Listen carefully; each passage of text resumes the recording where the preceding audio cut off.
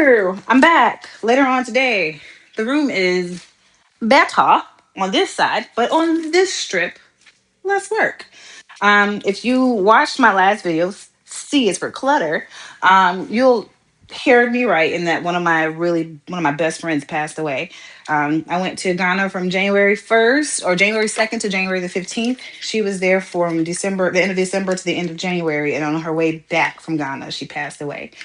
The reason why, we don't know.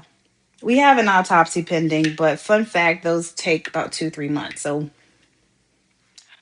even still, I figured let's talk about long flight etiquette because that flight is 10 to 11 hours directly over the ocean. And although you may not be flying to Africa, maybe you're flying to Asia, maybe you're flying to Australia, hell, maybe you're flying to California.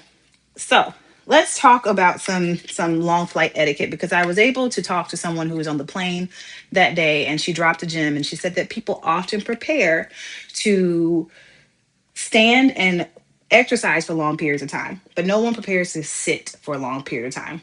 And there are two totally different preparations. If you're going to Europe, if you're going to Australia, if you're going to a place where you know that you have to walk and you're not typically pretty mobile, most of us will do what? Start working out. We'll stand. We'll get more strength. We will be in shape so that we don't waste our money when we get there so we can walk around and have fun.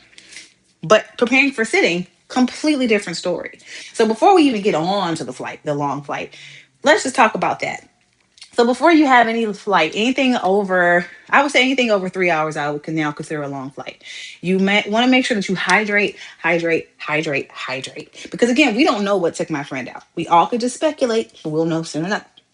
But if you hydrate, hydrate, hydrate, hydrate, you're going to make your blood a little bit more dilute, and you're going to make the red blood cells in the platelets cause clumping.